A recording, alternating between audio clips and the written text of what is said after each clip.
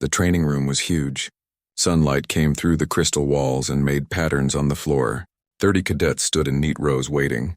They came from many different worlds. Some had fur, some had scales, and some had feathers, but only 2 were human. Instructor Daewon walked to the front of the class. He was not tall for a human, but he moved with quiet confidence. His black uniform was simple and clean. A thin scar crossed his left eyebrow. He did not smile. He did not need to. His eyes said everything. They said he had seen real combat. They said he knew what he was teaching. Most of the alien cadets watched him with doubt in their eyes. Humans were new to the Federation. Only 3 years ago, Earth had joined. Many species thought humans did not belong here. They thought humans were too weak, too primitive, too soft. The galaxy had been peaceful for 300 years. What could humans possibly teach them about fighting? Raxthor stood in the back row. He was Kryn, a species that looked like giant cats that walked on 2 legs. His people were warriors. They had conquered 12 worlds before joining the Federation. They were strong, fast, and proud. Raxthor was all of these things. He was also young and foolish, though he did not know it yet. Daewon began the lesson. He showed them how to block a punch, how to redirect force instead of meeting it head-on. His movements were smooth and efficient. No wasted motion. No showing off. Raxthor snorted. The sound echoed in the quiet room. Several other Kryn cadets laughed. One of them whispered something in their language. More laughter. Daewon stopped moving. He turned his head slowly toward the Kryn cadets. His face showed nothing. No anger, no offense, no emotion at all. That somehow made it worse. Cadet Raxthor, Daewon said quietly. You find something funny? Raxthor stepped forward. His claws extended slightly, an unconscious display of dominance. With respect, Instructor, these techniques are for prey animals. My people do not dodge. We do not redirect. We meet force with greater force. That is how real warriors fight. Some cadets nodded. Others watched with interest. Jiwoo, the other human cadet, tensed. She knew that tone. She had heard it before on Earth from people who thought they were better than everyone else. Daewon nodded slowly. I see. Then perhaps a demonstration would help. Cadet Raxthor, pair with Cadet Jiwoo for the next drill. Show us this greater force you speak of. Jiwoo's eyes widened. She was good, but she was also half Raxthor's weight. The Kryn cadet smiled, showing too many teeth. This was going to be a lesson, but not the kind Daewon intended. Or so Raxthor thought. They moved to the center mat. Daewon explained the drill. It was simple. One person attacks, the other defends using the techniques just shown. Light contact only. Control was more important than power. Raxthor did not care about control. When the drill began, he moved with his full speed. His clawed hand shot forward, aimed at Jiwoo's shoulder. She tried to use Daewon's technique, tried to redirect the force. But Raxthor was too strong, too fast. His palm struck her chest and sent her flying backward. She hit the mat hard and slid 2 meters before stopping. The room filled with laughter. Not all of the cadets laughed, but enough did. Raxthor stood over Jiwoo, his chest puffed out. Perhaps the human needs more practice, he said loudly. Or perhaps humans should not be here at all. The laughter grew louder. Jiwoo climbed to her feet, her face red. Not from pain, but from anger and shame. Daewon's voice cut through the noise like a knife through silk. Apologize. The room went silent. Completely silent. Every cadet turned to look at the instructor.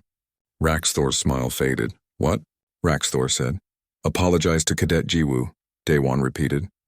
His voice was still quiet, still calm. But there was something in it now. Something that made several cadets step back unconsciously. You used excessive force in a controlled drill. You deliberately hurt a fellow cadet. Apologize. Raxthor's fur bristled. In Kryn culture, apologizing showed weakness. Warriors did not apologize, especially not to someone they had defeated, especially not to a human. I will not. She was too slow, too weak. That is not my fault. Daewon walked forward. Each step was measured, deliberate. He stopped 3 meters from Raxthor. Then he did something no one expected. He removed his instructor's jacket. He folded it carefully and set it on a bench. Then he walked onto the mat. Then apologize to me, Daewon said. On the mat. Full contact rules. If you win, no apology is needed. You can tell everyone that human techniques are useless, that we do not belong here. But if I win, you will apologize to Cadet Jiwoo. And you will spend the next month learning why strength without discipline is just violence waiting for someone smarter to use against you. The room exploded with noise. Cadets shouted questions, made predictions, argued about what would happen. Combat Master Velquin, another Kryn instructor, burst into the room. He had heard the commotion from his office down the hall. "What is happening here?" Velquin demanded. He saw Daewon on the mat, Raxthor facing him, and understood immediately. This is not proper procedure. Instructors do not fight cadets. Then perhaps Cadet Raxthor should apologize and we can return to the lesson, Daewon said, not taking his eyes off the young Kryn. Raxthor's pride would not allow it. Not now, not in front of everyone. I accept your challenge, human. Prepare to learn respect. Velquin started to object, but a voice from the observation deck stopped him. Let them proceed. Everyone looked up. Administrator Corval stood at the window, his multiple arms folded. The Academy's director rarely attended training sessions. But he was here now and he wanted to see what would happen. The two fighters faced each other. Raxthor was bigger, heavier, and had natural weapons. His claws could tear through metal. His species had been bred for war. Daewon was just a human. Soft skin, blunt nails, no natural armor or weapons. Every advantage belonged to the Kryn. Velquin stepped to the edge of the mat. Full contact, no permanent damage. Fight ends with submission or unconsciousness. Begin. Raxthor attacked immediately. He moved like lightning, all speed and power. His clawed hand swept toward Daewon's head, fast enough to blur. The human should have been hit. Should have been knocked unconscious in the first second. But Daewon was not there. He had moved just barely, just enough. The claws passed through empty air. Raxthor stumbled slightly, caught off balance by hitting nothing. Before he could recover, Daewon's palm struck his ribs, not hard but precise. Raxthor gasped. The Kryn snarled and attacked again. A flurry of strikes, each one powerful enough to break bones. Daewon moved between them like water, redirecting the force, letting Raxthor's own momentum work against him. Each time the Kryn overextended, Daewon landed a strike. Ribs, joints, nerve clusters, never the same place twice. Raxthor was faster and stronger. But Daewon was smarter. He had fought people stronger than him his entire life. On Earth, humans were not the biggest predators. They were not the fastest or the strongest. But they were the ones still alive. They were alive because they learned to think, to adapt, to use every advantage available. 90 seconds after the fight began, Raxthor was on the mat. Daewon's knee pressed against his back, one arm locked in a joint hold that would break if the Kryn struggled. Raxthor tried to get up. He could not. He tried to use his strength. It did not matter. The human had him completely controlled. Yield, Daewon said quietly. Raxthor struggled for another moment, then went still. I yield. Daewon released him immediately and stood. He offered his hand to help the Kryn up. Raxthor stared at the hand for a long moment. His pride screamed at him to refuse, but something else, something deeper, told him to accept. He took the hand and stood. They faced each other in silence. The entire room watched. Finally, Daewon spoke. You are strong and fast, but you only know how to attack. You never learned to think during a fight. Strength is important, but it is not everything. Now, apologize to Cadet Jiwoo. Raxthor's jaw worked. Every instinct told him to refuse, to fight again, to do anything except admit he was wrong. But he had given his word. And despite everything, he understood something now. This human had beaten him easily, not with superior strength but with superior skill. There was a lesson here, even if Raxthor did not fully understand it yet. He turned to Jiwoo. I apologize, Cadet Jiwoo. I used excessive force and showed disrespect. It will not happen again. Jiwoo nodded, accepting the apology with grace. Daewon picked up his jacket and put it back on. Class dismissed. Tomorrow we continue with basic defensive techniques. Cadet Raxthor, you will arrive 1 hour early. We have much to discuss. As the cadets filed out, whispers filled the halls. The story would spread quickly. The human instructor who defeated a Kryn warrior in single combat. The human who demanded respect and got it. The human who might just maybe have something valuable to teach after all. The galaxy was about to learn an important lesson. Humans might be weak by many standards, but they had survived on a planet that tried to kill them every single day. They had learned to turn weakness into strength, to adapt, to overcome, And now they were here in the stars, ready to show everyone else what Earth had taught them. The lesson started with respect. It would end with the entire Federation changed forever. News traveled fast through the Academy. By evening, everyone knew what happened in the training room. By the next morning, the story had reached other worlds. The recording from the observation cameras had been shared across Federation networks. Some people called it barbaric, others called it necessary. Everyone had an opinion. The Kryn diplomatic delegation was furious. They sent formal complaints to the Academy administration and to the Federation Council. A human instructor had humiliated one of their young warriors. This could not stand. They demanded Daewon be removed from his position and sent back to Earth. Some even suggested that Earth's provisional membership in the Federation should be reviewed. Lieutenant Hana spent 3 days in emergency meetings. She was Earth's liaison officer at the Academy, and suddenly she was defending her entire species. She sat across from angry Kryn diplomats, patient Federation mediators, and curious representatives from dozens of other worlds. They all wanted to know the same thing. Why had the human acted that way? Was violence truly how Earth solved problems? Hana explained it as best she could. On Earth, respect was earned, not given. Daewon had not attacked Raxthor out of anger. He had offered a choice, a chance to learn. The fight was a lesson, not revenge. But not everyone understood. The Federation had been peaceful for so long that many species had forgotten what real conflict looked like. While the diplomats argued, something else was happening at the Academy. Raxthor arrived for his early morning session with Daewon. He expected punishment, humiliation, more pain. Instead, the human instructor was waiting on the mat with tea. "Sit," Daewon said, gesturing to a cushion across from him. Raxthor sat cautiously. His body still ached from yesterday. Daewon had struck nerve clusters that the Kryn did not even know existed. The human poured tea for both of them. The gesture confused Raxthor. Warriors did not serve those they defeated. At least Kryn warriors did not. "You are angry," Daewon observed. It was not a question. "Yes," Raxthor admitted. "There was no point lying. You humiliated me in front of everyone. My family will hear of this. My entire world will know I was defeated by a human." Daewon sipped his tea. "Good, you should be angry. Anger means you care. But tell me, what are you really angry about? Losing the fight? Or learning that everything you believed about strength was incomplete?" Raxthor's claws extended slightly, but he did not attack. Yesterday had taught him that attacking Daewon was pointless. "I do not understand your question. You are strong and fast, perhaps the strongest in your age group. But yesterday that did not matter." "Why?" Raxthor thought about this. Finally, he said, "Because you did not fight the way I expected. You moved differently. You struck places I did not know were vulnerable. You used my own strength against me." Daewon nodded. "Yes, and why do you think I can do these things?" "I do not know, because on my world I was not the strongest. Humans are not the strongest species on Earth. We are not the fastest. We do not have claws or fangs or armor. For thousands of years we were prey. Everything wanted to kill us. So we learned to think. We learned to adapt. We learned that strength alone is not enough. You must know how to use your strength wisely. That is what I want to teach you." Raxthor listened. The words made sense, but they also challenged everything the Kryn believed.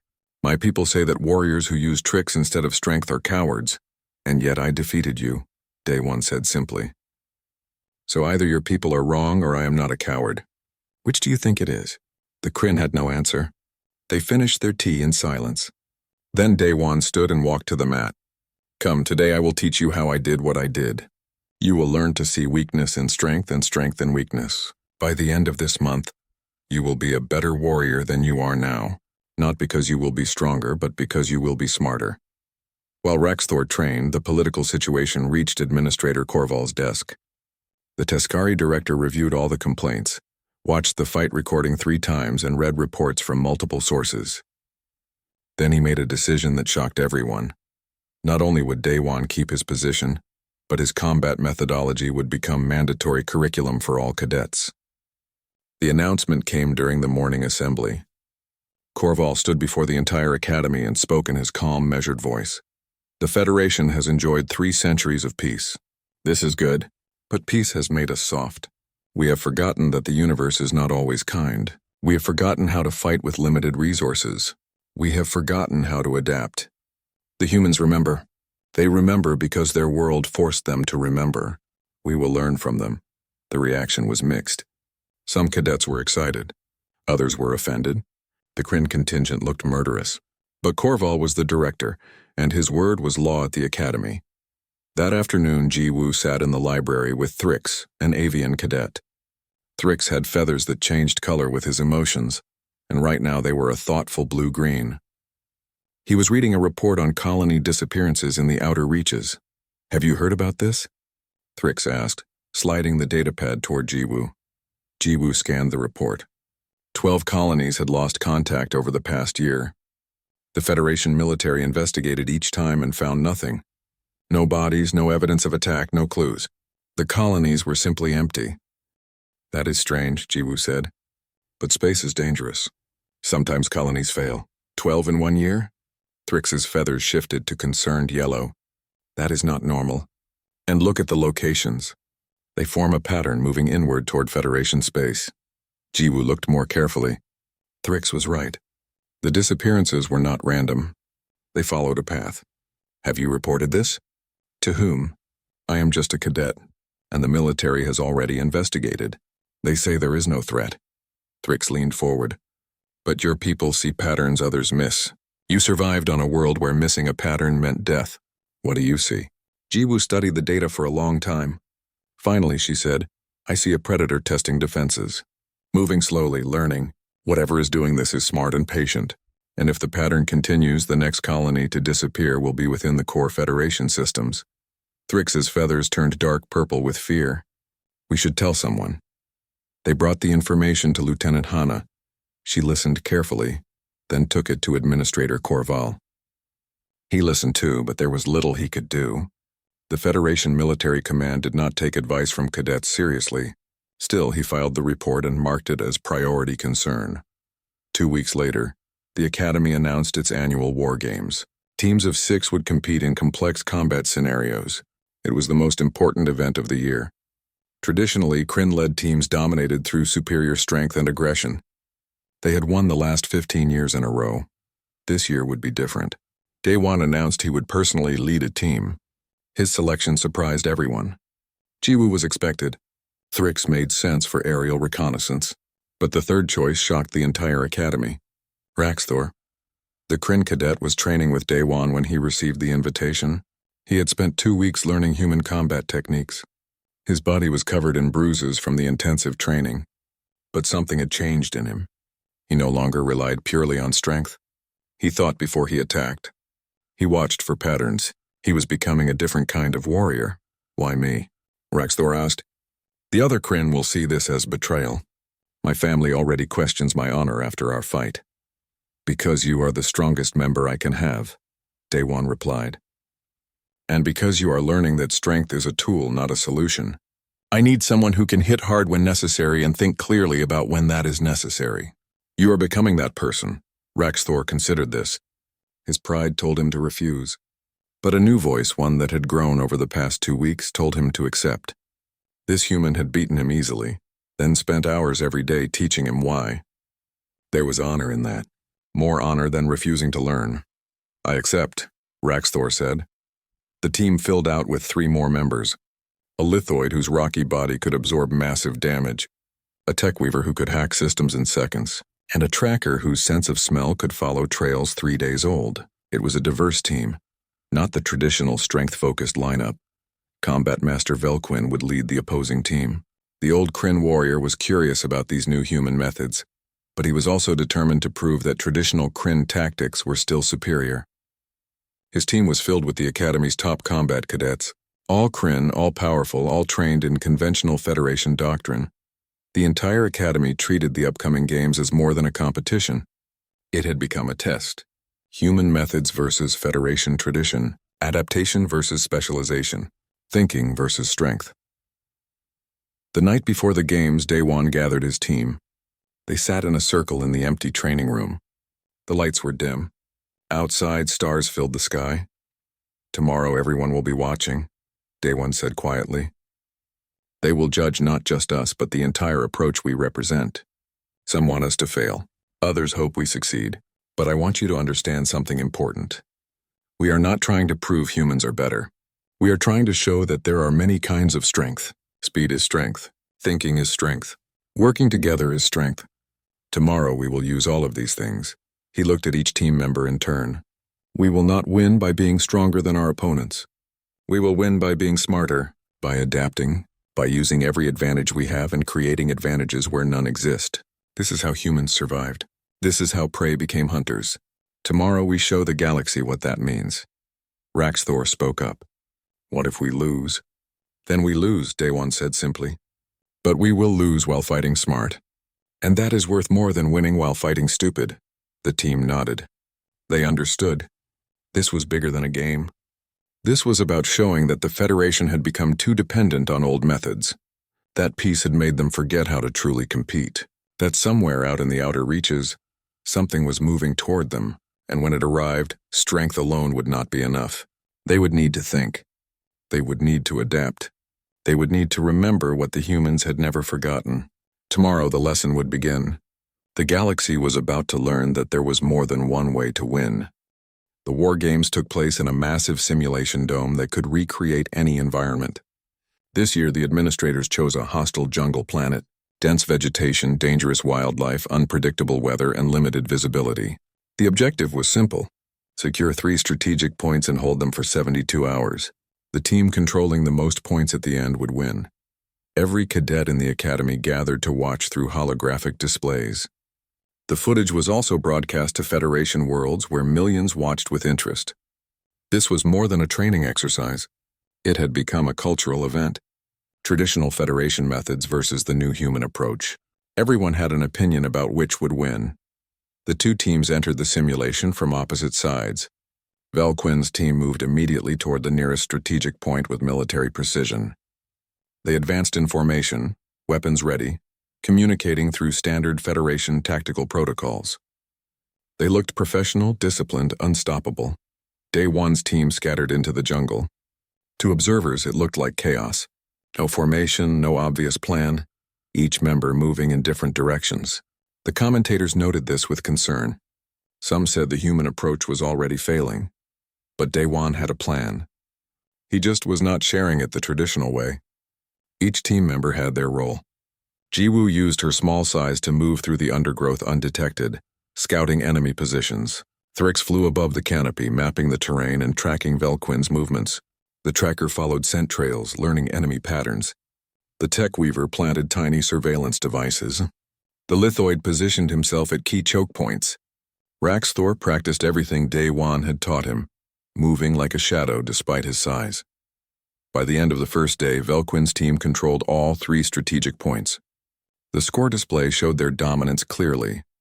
3-0. The traditional observers nodded with satisfaction. The human experiment was failing as expected, but Jiwoo was compiling data. She noted which paths Velquin's team preferred, how they rotated guards, where they stored supplies, their communication frequencies, their attack patterns, everything. Humans were good at pattern recognition. It was how their ancestors tracked prey across vast distances on Earth. That night, while Velquin's team rested in their secure positions, Daewon's team went to work. The tech weaver hacked into their communication network not to block it, but to listen. Jiwoo identified their supply routes. Raxthor and the lithoid set traps along paths they knew the enemy would use. Thrix marked escape routes from above. When dawn broke on the second day, Velquin's team discovered their supplies had been sabotaged. Not destroyed, which would have been against the rules, but contaminated with a harmless but foul-smelling compound. Their food was technically edible but disgusting. Their water tasted like mud. It was not dangerous, but it was demoralizing. Then the attacks began. Not direct assaults, but hit-and-run strikes. Daewon's team would appear from the jungle, engage briefly, then fade away before Velquin could organize a proper response. They struck at the edges of his defensive positions, never committing to full battle. It was frustrating, exhausting, and completely outside standard Federation tactics. Velquin was forced to split his forces. He sent teams to chase down the attackers, but every time they pursued, they found nothing. Or worse, they found traps, non-lethal but embarrassing. Nets that dropped from trees, slippery substances on paths, carefully placed obstacles that made noise and gave away their positions. The old Kryn warrior began to realize he was not fighting a conventional opponent. This was not the honorable combat he had trained for. This was something else. Something his people had forgotten during their centuries of civilized warfare. By midday, one of Velquin's strategic points fell. While his team was distracted, chasing ghosts through the jungle, Raxthor and the Lithoid had circled around and taken the position from an unexpected direction. They held it just long enough for it to register as captured, then withdrew before reinforcements arrived. The score changed. 2-1. The observers sat up with renewed interest. Maybe this was not over after all, Velquin adapted. He consolidated his forces at the remaining 2 points and dug in. He would not be drawn out again. If the humans wanted these positions, they would have to attack directly. And in direct combat, Kryn's superiority would prevail. But Daewon did not attack. Instead, his team disappeared completely. For 6 hours, there were no strikes, no sightings, no activity. Velquin's team waited in their fortified positions, tense and tired. The mental strain of constant vigilance was wearing them down. What Velquin did not know was that Daewon's team was not hiding. They were moving to a part of the simulation that everyone else avoided. A toxic swamp region where the air was poisonous and the ground unstable. Federation doctrine said to avoid such areas. They provided no tactical advantage and endangered troops unnecessarily. But humans came from a death world. They knew how to survive in hostile environments. They had protective gear and understood how to move through dangerous terrain. They set up a hidden base camp in the swamp where no one would think to look. As evening approached on the second day, Jiwoo completed her analysis. She knew exactly how Velquin's team operated. Their shift changes, their weakest defensive points, their standard responses to threats. She presented her findings to Daewon. The human instructor studied the data and smiled slightly. It was not a happy smile. It was the smile of a predator who had found his prey's weakness. He gathered his team. Tomorrow morning we end this, not by capturing points but by removing their ability to hold them. The third day began with Velquin's team confident. They had held 2 strategic points through the night. Only a few hours remained. Even if they lost 1 point, they would still win. The score would be 2-2, but they held their positions longer. Victory seemed certain. Then Daewon's team struck from the swamp. They emerged covered in mud, looking like creatures from the planet's nightmare. But they were not attacking the strategic points. They were attacking Velquin himself. Jiwoo had identified which position Velquin commanded from. Raxthor led the assault using every trick Daewon had taught him. He moved through defenses like water, not meeting force with force but flowing around it. The Lithoid absorbed enemy fire, acting as a mobile shield. Thrix coordinated from above, calling out positions. The Tech Weaver jammed communications at critical moments. The attack was surgical.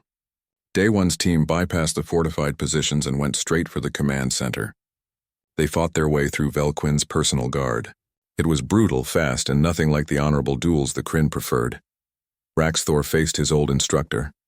For a moment, they stood measuring each other. Then Raxthor attacked, not with pure Kryn ferocity, but with the hybrid style he had learned. Power combined with technique. Strength guided by thought. Velquin was stronger and more experienced. But he was also tired from 2 days of constant stress, and he had never faced a Kryn who fought like this. The fight lasted less than a minute. Raxthor won not through superior force, but through superior strategy. He used Velquin's own momentum against him, exactly as Daewon had used his. The old warrior found himself on the ground, Raxthor's training blade at his throat. According to the War Games rules, capturing the enemy commander meant victory regardless of strategic points held. It was an old rule dating back to ancient Federation conflicts. Almost no one used this tactic anymore. It was considered unsporting to target commanders specifically, but Daewon had read the rules carefully. He understood that rules existed for a reason, and if they were still in the rulebook, they were still valid tactics. The simulation ended. The score display showed final results, not based on points held, but on mission completion. Daewon's team had won. The observers erupted in noise. Some cheered. Others protested. Many were simply shocked. This was not how war games were supposed to go. This was not how the Federation military operated. This was something dangerous and primitive and apparently very effective. Administrator Korval stood from his observation seat. His expression was thoughtful. He had seen something important here. The humans had not won through superior technology or greater numbers. They had won through superior tactics and willingness to use every advantage available. The Federation had become predictable, bound by traditions that limited their thinking. The humans had no such limitations. The teams exited the simulation dome. Velquin approached Day One. The old Kryn looked tired but not defeated. "You fought like prey animals," he said. It did not sound like an insult. It sounded like an observation. "Yes," Day One agreed. "Prey that survived long enough to become hunters.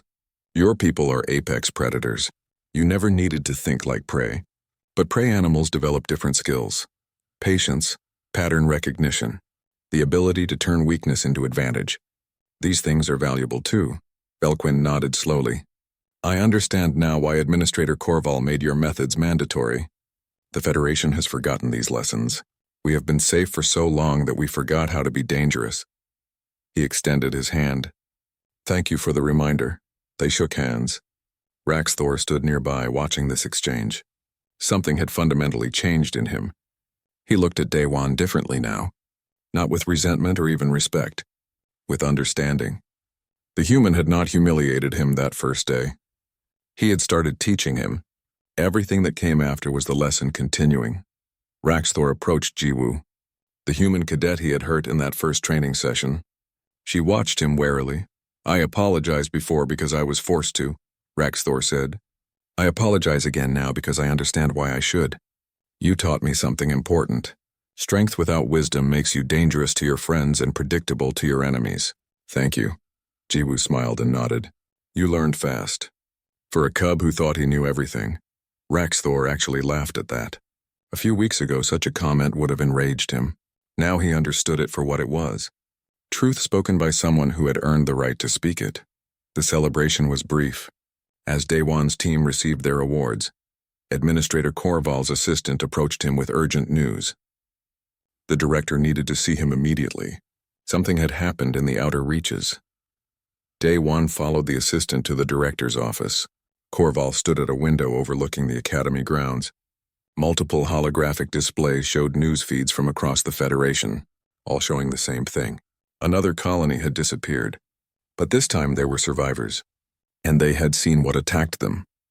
"It seems your demonstration was timely," Korval said without turning around. "The Federation faces a real threat now, an enemy that does not follow our rules of engagement. An enemy that strikes from hiding and fades away before we can respond. An enemy that, if these reports are accurate, fights very much like you just demonstrated humans fight." He turned to face Day One. "The conventional Federation military has engaged this enemy 3 times.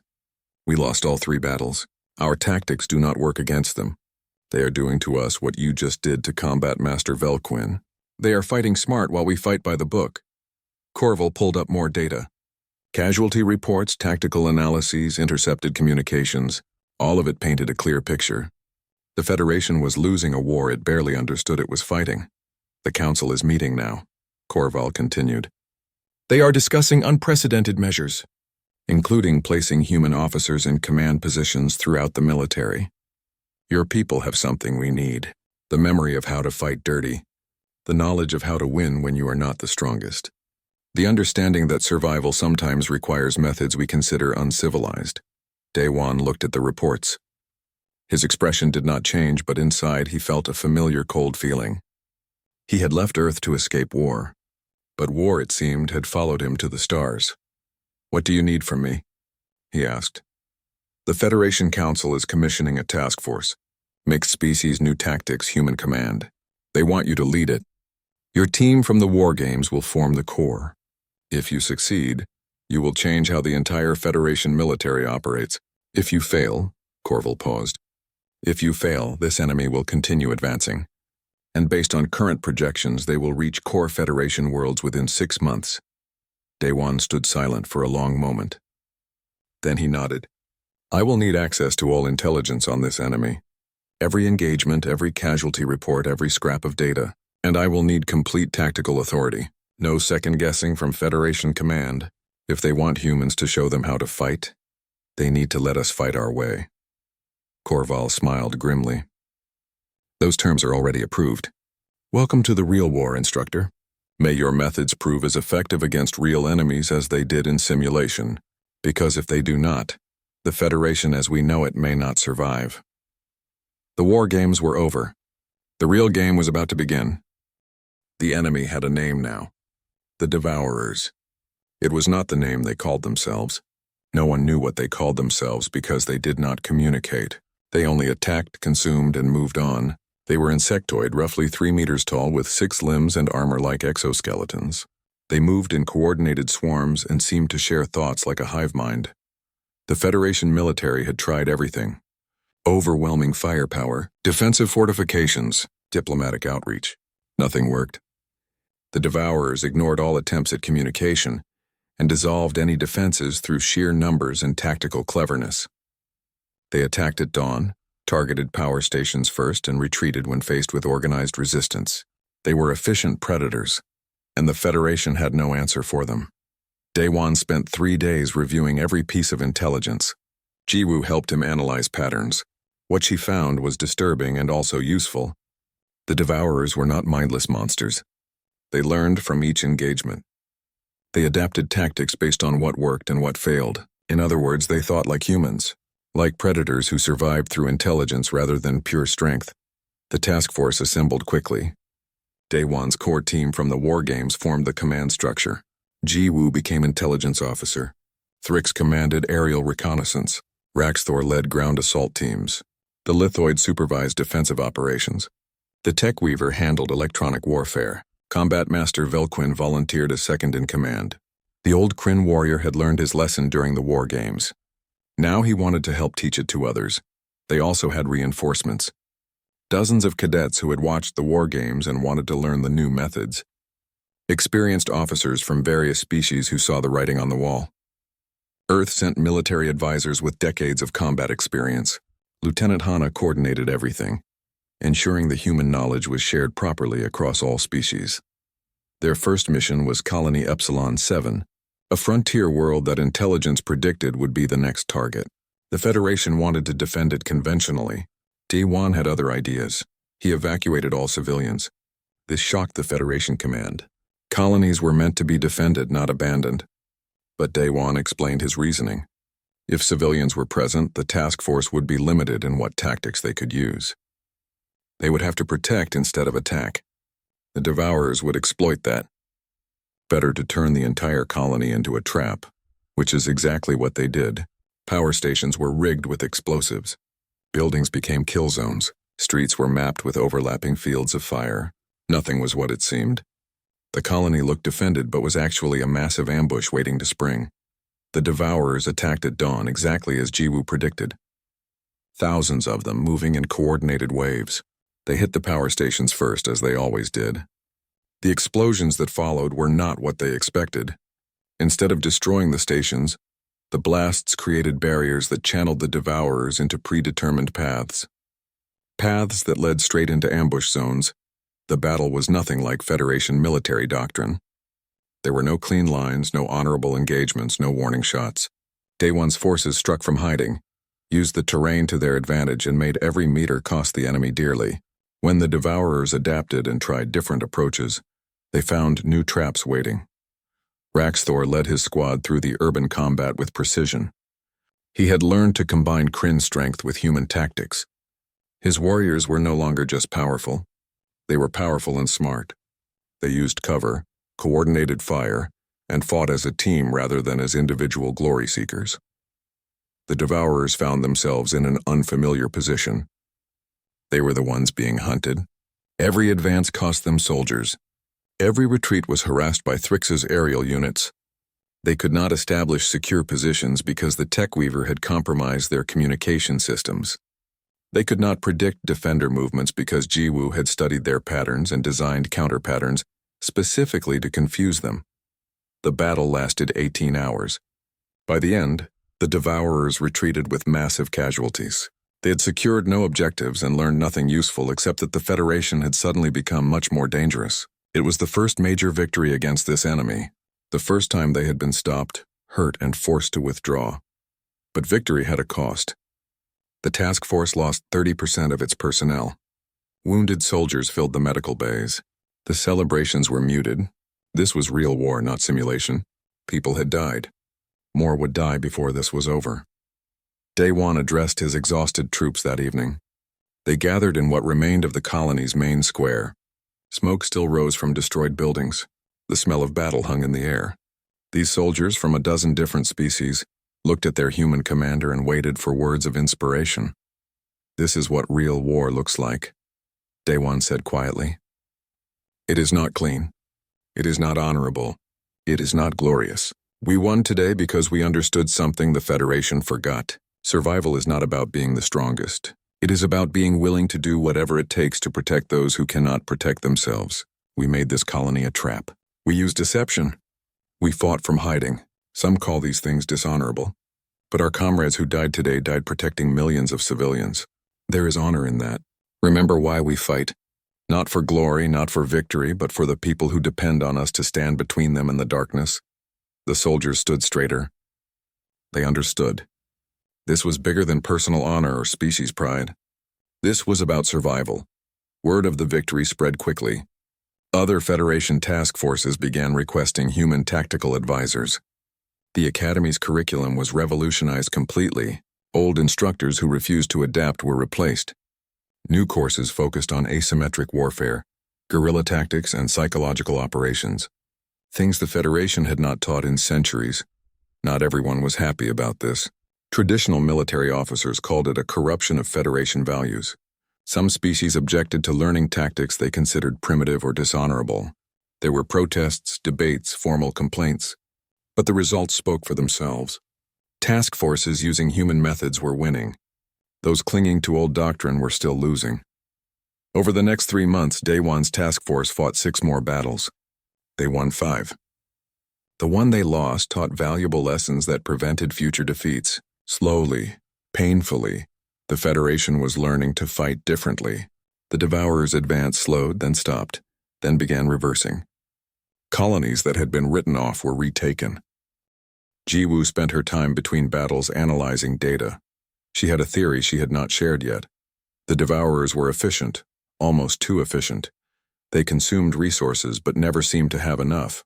They retreated at specific loss thresholds. They targeted specific materials. This was not random aggression.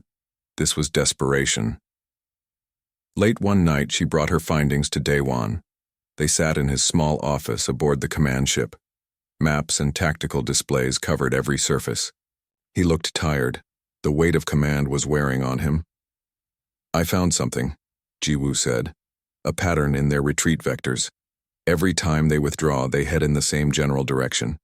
If I extrapolate, accounting for multiple battles, across different colonies, I can calculate where they are coming from." She pulled up a star map. A red marker pulsed in the unknown regions beyond Federation space. Their home system. It has to be. Every attack originates from there.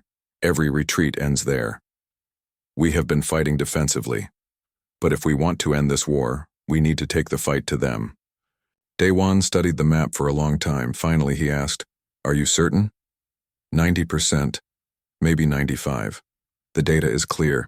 This is where they are coming from. Then we need to bring this to the Federation Council. They will need to make a decision. Continue fighting defensively, or launch an offensive operation into unknown space against an enemy we barely understand. Day One smiled slightly. They will probably ask me to lead it.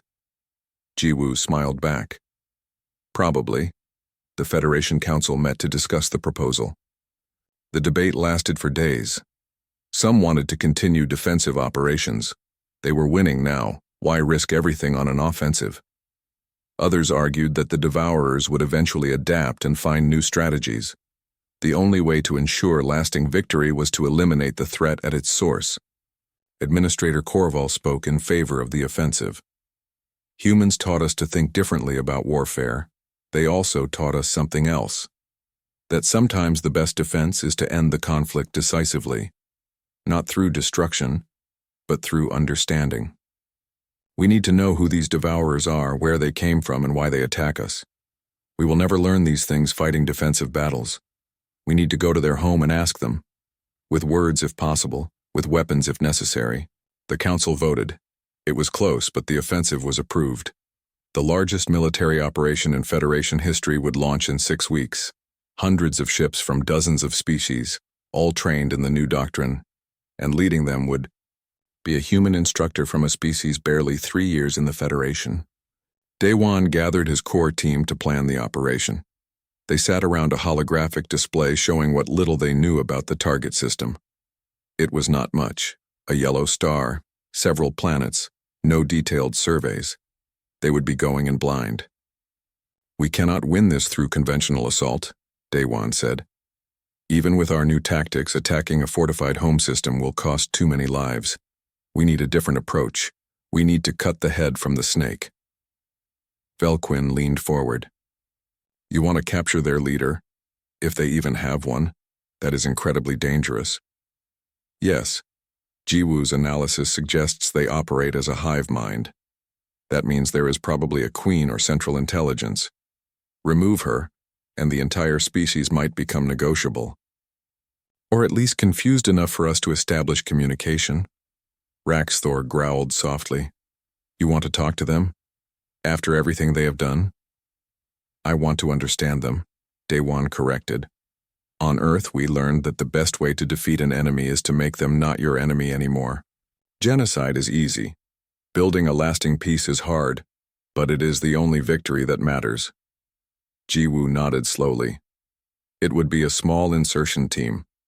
While the main fleet conducts a diversionary assault, we infiltrate the hive and locate the queen. It is risky, possibly suicidal. But if it works, we could end this war without destroying an entire species." Thrix's feathers shifted to thoughtful blue. "Who would go on this insertion team?" Daewon looked around the table at his core team. "Us. All of us. We trained together, fought together, learned to trust each other. If anyone can do this, we can." One by one, they nodded. They had come so far together. From a training room confrontation to the largest military operation in Federation history. They had changed the galaxy's understanding of warfare. Now they would try to change its understanding of peace. The fleet departed 3 weeks later. 600 ships, the largest military force the Federation had ever assembled. They jumped to the unknown system and found exactly what they feared: thousands of devourer vessels, orbital platforms, and defenses that could destroy entire fleets. The Devourer's home system was a fortress. The diversionary assault began. Federation ships engaged the outer defenses, drawing attention away from a single small craft that slipped through the chaos. Inside that craft, Daewon's team prepared for the most dangerous mission of their lives. They were heading into the heart of the hive, and they had no idea what they would find there. Raxthor checked his weapons one final time. "If we die here, it has been an honor serving with all of you. Even the humans." He smiled slightly, showing he meant it as a compliment now. Jiwoo smiled back. "If we die here, at least we will die doing something impossible. That is very human of us.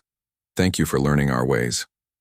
Daewon stood at the front of the craft, looking at the massive hive structure growing larger in the view screen. He thought about that first day in the training room, when one cadet snarled at him and he demanded an apology. Everything had grown from that moment. One choice, one lesson, one demonstration that strength was not enough. Now they would learn if those lessons applied beyond warfare. If humans could teach the galaxy not just how to fight, but how to make peace. The ship entered the hive. The mission began, and the fate of the entire Federation rested on what happened in the next few hours. The inside of the hive was like nothing they had ever seen. Organic walls pulsed with bioluminescent light. The air was thick and humid. Passages twisted in directions that hurt to look at. The team moved carefully, following Jiwoo's scanner readings toward the strongest life sign readings. That had to be the queen. They encountered Devourer drones several times. Each encounter was brief and brutal. Raxthor's squad eliminated threats with precision. The lithoid absorbed enemy attacks while others struck from angles the Devourers did not expect. They fought their way deeper into the hive, leaving a trail of destruction behind them. But something felt wrong. Daewon sensed it first. The defenses were not as strong as they should be. The drones fought mechanically, without the clever tactics the Devourers showed in previous battles. It was like the hive mind was distracted or weakened. They reached the Queen's chamber. It was enormous, cathedral-like in its proportions. And in the center, surrounded by thousands of dormant drones, was the Queen. She was massive, easily 10 meters long, her body partially embedded in the organic architecture of the chamber itself. But she was dying. The team stopped, weapons ready. They had expected a monster, a threat, something that needed to be captured or killed. Instead, they found something sad and desperate. The Queen's biological readings showed systemic failure. She had weeks at most, maybe only days. Jiwoo's scanner detected unusual energy patterns. She is trying to communicate, Jiwoo said, adjusting her equipment. Broadcasting on multiple frequencies. Give me a moment. I can translate through the Tech Weaver's systems. It took several minutes.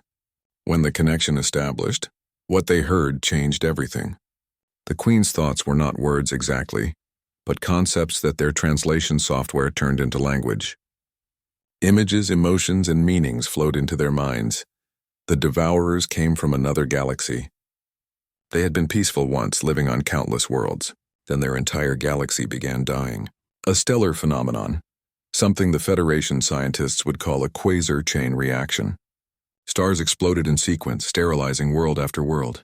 The Devourers fled, carrying their dying queen across the vast darkness between galaxies. When they arrived here, they were desperate. Their queen was dying. Their species needed resources to survive. They encountered worlds full of life and saw salvation, but they did not understand that these worlds belonged to thinking beings. To them, the galaxy seemed empty, waiting to be harvested. By the time they realized their mistake, war had already begun. The Queen showed them memories, attempts to communicate that the Federation interpreted as attacks, peaceful resource gathering that colonists saw as invasion, a tragic misunderstanding that grew into full-scale war. And now the Queen was dying, and with her any chance of her species learning to coexist with others. Velquin growled. This could be a trick, a way to make us drop our guard. No, Thrick said softly, his feathers shifting to compassionate violet. I can feel her thoughts. She is dying, and she knows it. She wants peace, not for herself, but for her children. The drones cannot survive without her guidance. When she dies, they will become mindless and eventually starve. Day One stood before the Queen, looking up at her massive form.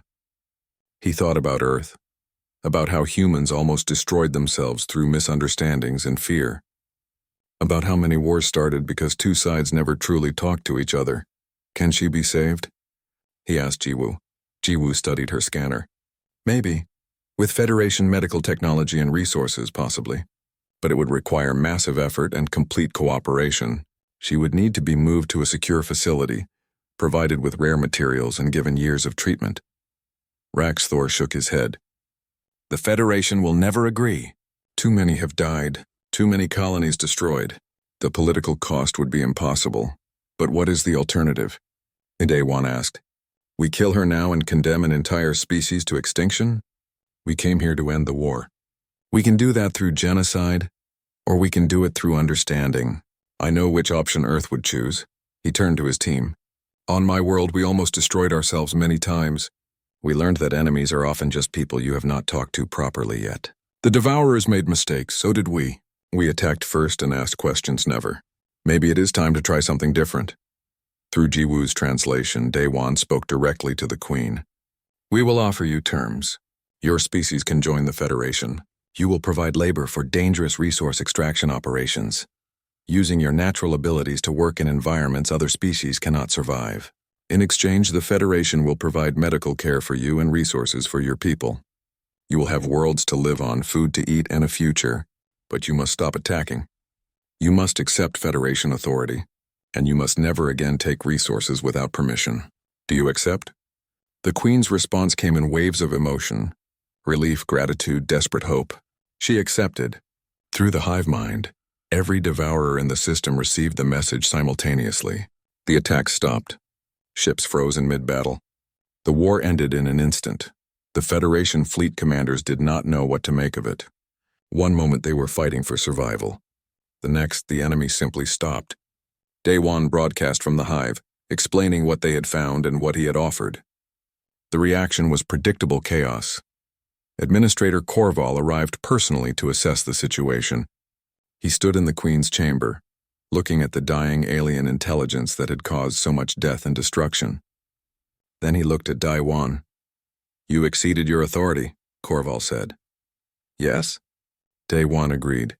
"You offered Federation membership to an enemy species without Council approval." "Yes."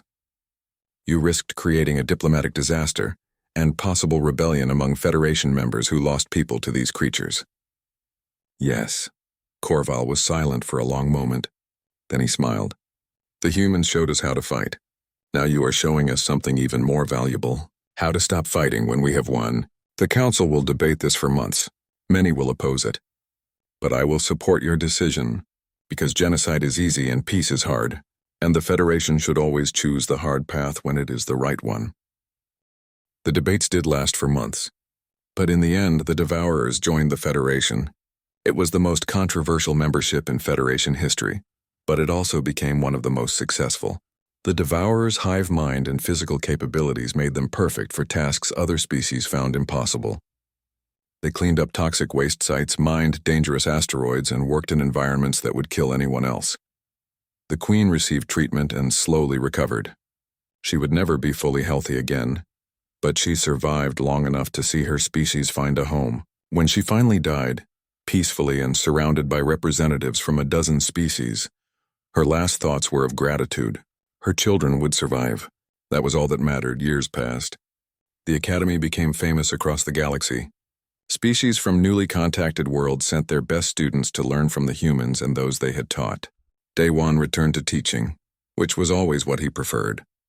Combat Master Velquin worked beside him, the old Kryn warrior now teaching classes on adaptation and tactical thinking.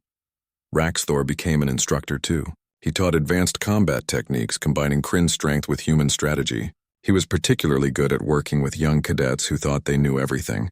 He understood them. He had been them once. Jiwoo rose to the rank of Admiral. She commanded Federation intelligence operations, using her pattern recognition abilities to prevent conflicts before they started. She kept a log of everything, documenting humanity's impact on the galaxy. Her writings became required reading at the Academy. Lieutenant Hana became Earth's representative on the Federation Council. She ensured humanity's voice was heard in all major decisions. Under her guidance, Earth's provisional membership became permanent. Humans were no longer the new species. They were simply another part of the Federation family. One day, a new cadet arrived at the Academy. He was from a species recently admitted to the Federation. He was strong, proud, and convinced his people's way was superior. During Daiwan's first demonstration, this cadet made a dismissive comment. The class went quiet. Before Daiwan could respond, Raxthor stepped forward. The Kryn instructor smiled, showing teeth. "I once said something very similar. Would you like to learn why I was wrong? It starts with understanding what an apology really means." The young cadet looked between the massive Kryn warrior and the quiet human instructor. Something in their expressions made him reconsider his attitude. "I will learn," he said respectfully. Daiwan nodded with satisfaction. The cycle continued, each generation teaching the next, each species learning from others, the galaxy becoming stronger through diversity rather than in spite of it. That evening, Jiwoo added a final entry to her log. She had been writing it for years, documenting everything from that first confrontation to the present day.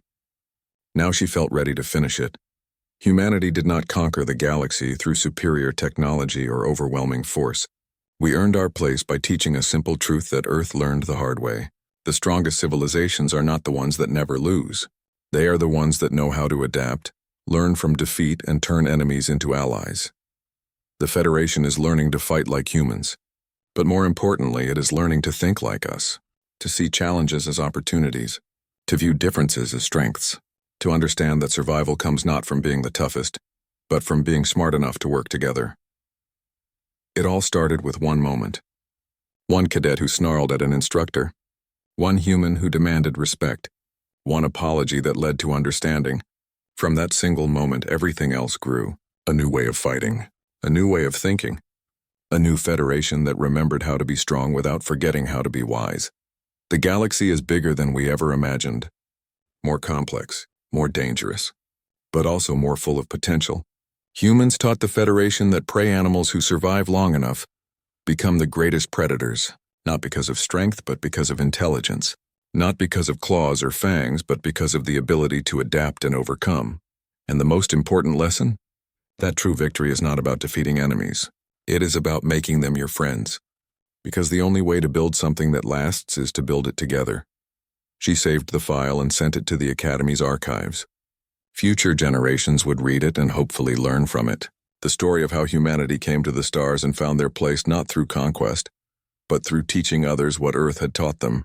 That respect is earned. That strength means nothing without wisdom. That apologizing takes more courage than fighting. At the center of the Federation capital world, a monument stood. It showed two figures, a human instructor and a Kryn cadet standing together. The inscription read simply, "The path to peace begins with respect. Respect begins with understanding. Understanding begins with listening. And sometimes listening begins with a single apology." Beneath it, smaller text said, "Here stood two warriors who learned to become teachers. Here began the new Federation." Tourists from 1,000 worlds visited that monument. They took pictures. They read the inscription. They wondered about the story behind it. Some knew the full tale. Others only knew the basics. But everyone understood the message, that the Federation was stronger because it learned from a species that survived a death world, not because humans were better, but because they remembered lessons others had forgotten. Back at the Academy, classes continued. Daewon stood before another group of cadets teaching the same lessons he had taught for years. Simple techniques, basic principles, nothing complicated, but like all simple things, mastering them took a lifetime. The universe does not care about your strength, he told them. It does not care about your honor or your pride. It only cares whether you survive. And survival requires more than power. It requires thinking, adapting, working together, understanding when to fight and when to stop fighting. The cadets listened. Some understood immediately. Others would take time to learn. But all of them were here because they wanted to understand what humans had taught the galaxy. That being the strongest was not the same as being the best. That winning a fight was not as important as building something that lasted after the fighting stopped. Class ended. The cadets filed out. Raxthor approached Daewon as they often did after lessons. The Kryn was older now, his fur showing gray at the edges, but his eyes were clear and his mind sharp. "Do you ever regret it?" Raxthor asked. "That first day? You could have handled it differently. Less confrontation. More diplomacy." Daewon considered this. "No, you needed to learn a lesson. Words alone would not have taught it. Sometimes the only way to show someone they are wrong is to prove it directly. But I did it with purpose, not anger. That made all the difference. You changed my life that day. No, you changed your own life. I just showed you that change was possible. You did the hard work of actually changing." Raxthor smiled. Still humble after all these years. "Very human of you. Still learning after all these years. Very Kryn of you." They walked together through the Academy halls. Around them, cadets from dozens of species trained, studied, and learned. The Federation was vast and complex. It had problems, challenges, and conflicts. But it was also stronger than it had ever been. Not because of superior weapons or overwhelming force, but because it had learned to value different perspectives, to see strength in diversity, to understand that the galaxy was big enough for everyone if they learned to work together. And it all started with a simple lesson. One cub snarled at the instructor. The human said, "Apologize." The room went silent. And from that silence, everything else grew. A conversation, an understanding, a friendship, a new way of seeing the universe. The realization that respect was not given or taken, but earned through action and maintained through wisdom. Humanity had come to the stars not as conquerors, but as teachers. They brought with them the hard lessons Earth had taught them. That survival requires both the courage to fight when necessary and the wisdom to stop fighting when possible. That the strongest weapon is often a word spoken at the right time, that apologizing takes more strength than striking, and that the best victory is the one that turns enemies into allies and builds something that lasts long after the fighters have gone home. The galaxy was learning, and in learning it was becoming something better, something stronger, something that might actually survive whatever challenges the universe threw at it next, because it had learned the most important lesson Earth could teach. that together anything was possible.